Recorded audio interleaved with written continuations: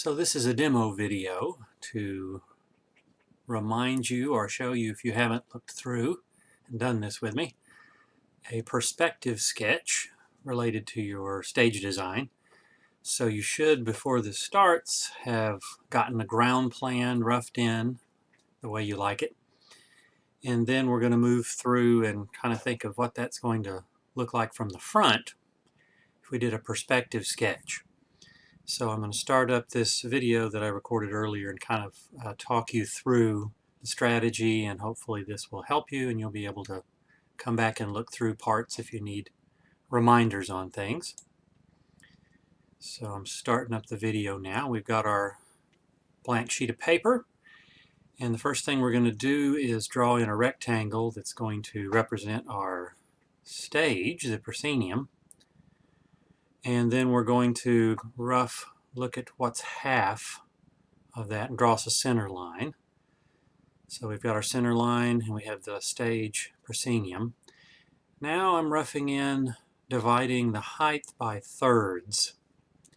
I'm doing this because I know Verser is about 18 feet tall, and so a third of that's 6 feet, and if I can rough in a figure at 6 feet, which I'm doing now, so I can draw my little line. I've got a 6 foot tall person that I'm going to draw there. You can rough in someone just however you'd like to be a figure, so I divide that in half, put a little head at the top, draw in some shoulders, and then taper down the feet, and you end up with a 6 foot tall person beside our proscenium here, and that's going to help us kind of decide what height to make doors and some of the other things, furniture pieces that go in there. Doing the same thing on the other side, figuring out what's about thirds on the height of that proscenium. I'm doing this so that we can draw a line all the way across that we're going to call a horizon line, because I know from Verser and looking at that someone sitting near the back row, their eye line is about 6 feet, and so that'll help us decide when we start to draw things, what's above and below the horizon line. We'll also think of this as kind of the stage floor that's there. So the next thing I'm going to do, having looked at my ground plan, is to kind of rough in where I think these walls sit. So there's an angled wall, one that goes back. Here's another sideward wall, goes back a little more, comes forward, flat. And so that's how the walls kind of touch the floor from judging off of my ground plan. Now I'm going to do a lot of verticals. So I'm putting these verticals up. I don't know where I'm going to cut them off just yet, but all my walls are going to be going up. So now it starts to look like walls. And this is where, like we talked about in class, we have to think about, here's our 6 foot tall guy, and we need an 8 foot tall wall roughly. So I'm going to use him to kind of think, okay, that's where I'm going to cut off my wall. And then I have to remember to angle. So remember, these lines that are above the horizon line, they go opposite what's at the floor. So see how that one's opposite the one below it. It angles downward where the one on the floor angles upward. And that one angles there, so I'm trying, that one's about straight across, so I'm matching it across. This one I'm angling, because you look at the one below, it's kind of angling up. This one's going to angle down then. So that's the rule. Above the horizon line, the line changes. So see how all of those seem to go down if they were up and up if they were down. And so I've gone through, and now I'm just kind of darkening those things up a little bit, but it feels like we're sitting in the set because I've got those lines above the horizon line going opposite the ones below. So now I'm going to start roughing in doors. So from my ground plan, I know where I want a door, and I have to angle. Look, there's the top, so I'm keeping that angle going down. It's above the horizon line. And then I'm going to put a window in, doing the same thing. I've got my two verticals to kind of decide roughly. That one's going to go up because it's below the horizon line. This one's going to go down to match that top ceiling piece. So I've got a door and window. Go back here on the other side, and from my ground plan I've got another door. So here's my door going up. I'm taking my man there, looking at him again and thinking, is this door big enough for him to go through, especially if I think it's going to vanish down, be a little shorter. But I should have done that over here on the other side because I made my doors a little short. So I'm going to go back and make my door and my window higher. I'm drawing in a dark pencil so you can see, but if you draw in a light pencil, you can be sure that those things are able to be erased and changed easily. That was a bad eraser, so now I'm going to try another. That's a bad eraser. So I think I finally got one that's a little better now, and that's going to give me a little bit, but this dark pencil is not going to erase very well. So now that looks a little better, and I've got a door, a window on one side and a door on the other side. Now we're going to put in some things that you might have in your set, such as a staircase. So I'm going to decide a staircase goes up through that wall, so I can put divisions wherever I want. And then I'm going to rough how that would sit on the floor. So this kind of gets a little wider as it gets closer to us, and I'm trying to match kind of that angle of the wall. And then where do we want that to go up to? Well, to the height of the wall, because it's going to be the second floor. So instead of drawing the stairs yet, I'm just creating a little ramp look. But then I'm going to go back. I'm not measuring or anything. I'm just roughing in lines that would be parallel or close. They might vanish down a little or up a little, going over the horizon line or below the horizon line. Once I get my bottom step drawn in, then I'm going to draw a series of little L's going up the side to kind of make it look like those are cut out.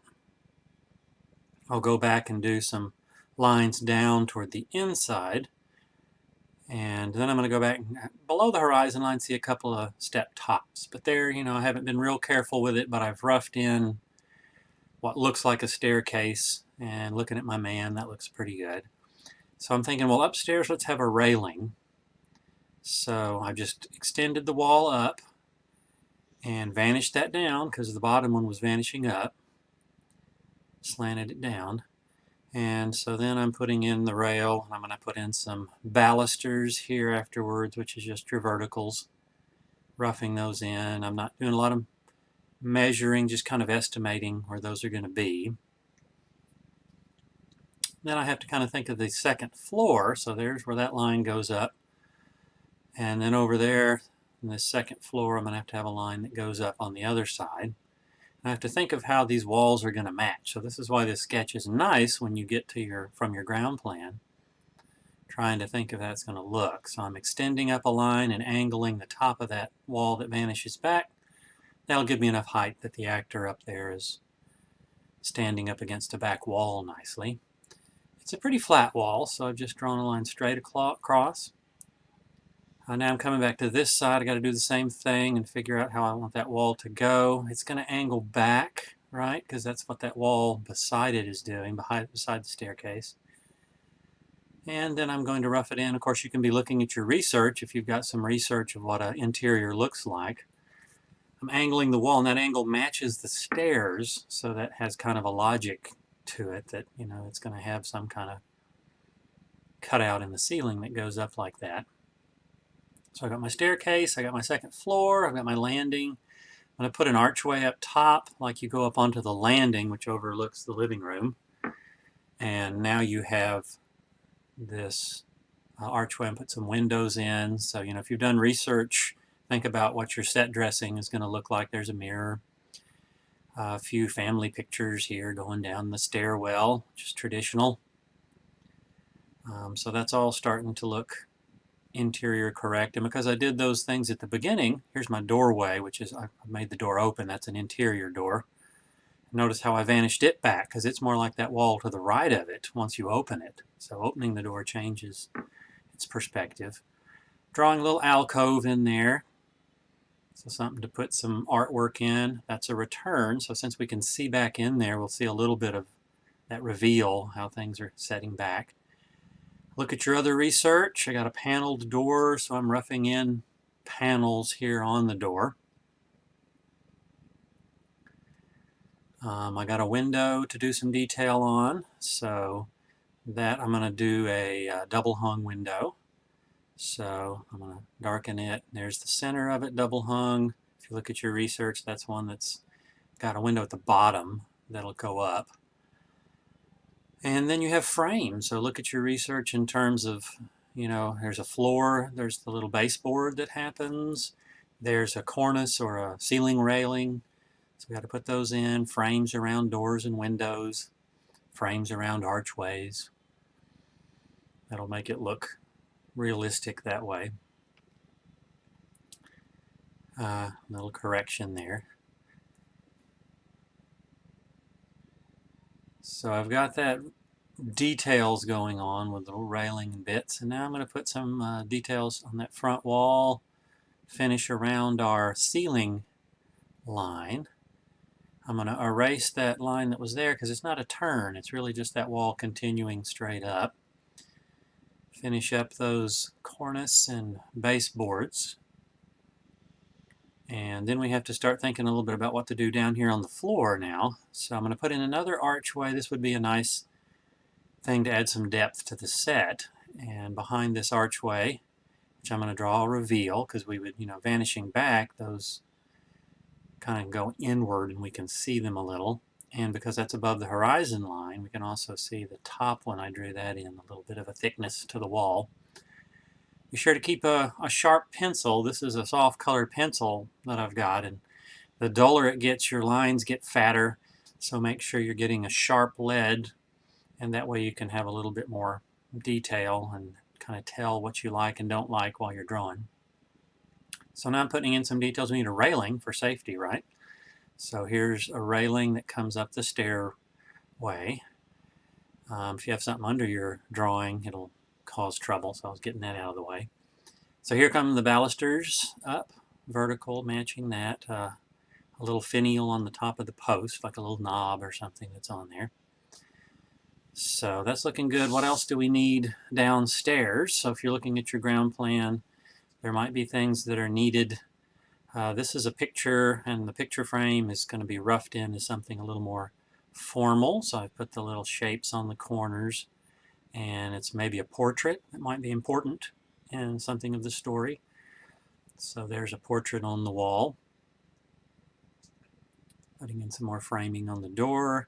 Here's our alcove. What's in the alcove? Maybe there's something important for your set. In this case, I'll put a little figurine, a sculpture that's in there of some sort, and maybe that again is important to show class or to show somebody's skills that they have if someone in the play deals with sculpture. Drawing a little line back here, which is going to be the floor line. As we go back, that wall behind is going to feel a little further back, so that feels nice now. We've got entrances left and right from back there. Put some pictures on the wall and a baseboard, and we've got a nice sense of depth and reality to things. Now it's time to start thinking about furniture, pieces that are in there, and these things that we'll box up, if you remember. So I'm going to try to rough in where I think a couch will be. So in theater, we usually don't put them right up against the wall because it's more interesting to have people walk around and have some three-dimensional movement to things. So I've kind of done a squished rectangle on the floor, thinking that's about where the couch will sit. So look at your ground plan and estimate that. Drawing up my verticals. I can look at my figure over there. There he is. I'm looking at how tall that would it be if he needs to sit on it. So there's my cutoff line going up for creating the seat part of the couch. Then I'll draw a couple of lines up in the back because that's going to be the back. I'm going to go a little higher up there. Kind of look at how high for him to lean. There's my line for that. Then I can look at my research and put in what is that. It's got 3 divisions and cushions in my couch. So there's my 3 divisions. I'm going to erase what's back behind the step and things. So keep it light behind and you can erase easily. So there's the 3 cushions. Perspective-wise, look at what's happening on the sides, and then I can draw in some angled cushions. Make it follow what's happening on the side over there. Put in some arms. This is going to be a skirted couch, so I'm going to rough in a little line and put the kind of corners that flare out like the skirt, and then some lines in. Draw some of the back of the cushions. And now this looks good. I look at my person. He could sit in that chair. The stairs look pretty good. So I'm kind of roughing that scale by my figure the whole time. To put in some other things that we might have, how about a bench here underneath the window? So again, a squished rectangle, thinking about how the perspective would fall based on my walls. And I do lines straight up, cut off the top, and then I put in some details looking at my research on where those legs are going to be. So now I've got a kind of a window seat there. Here on this wall, maybe we need a grandfather clock. And this is going to be kind of turned to the side, so if I draw in its side, both of those, it's above the horizon line, so the top's going to vanish down, the bottom's going to vanish up. And I can create that rectangle, and then I can go back in and start to carve it a little bit, looking at my research. I can kind of make it a little thinner in the middle. Where's the clock face? We've got our grandfather clock in the hallway. We're going to do a rug. I'm going to do a circle rug, so it's just going to be a squashed circle into an oval that's on the floor, so it looks good like it's lying down.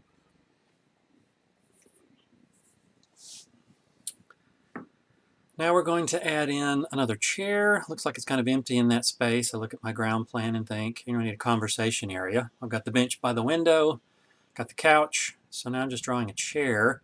Squished rectangle again, based on my ground plan. Draw up some verticals, cut it off, looking at my man and how close it could be.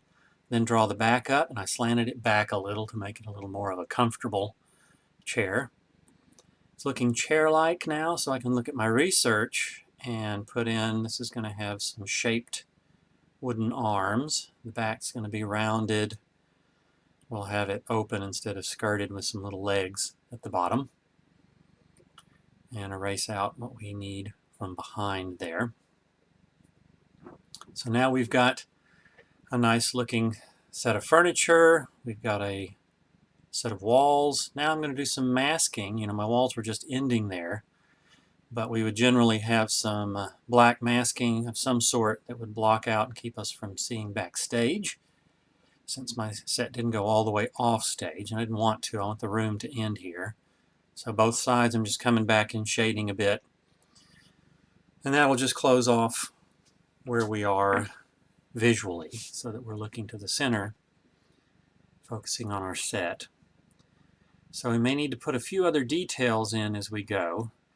I decided here to kind of make it a cushioned bench. That seems a little nicer if it's going to be more of a conversation. So bench is already looking good in perspective, so I can go back and put that detail in.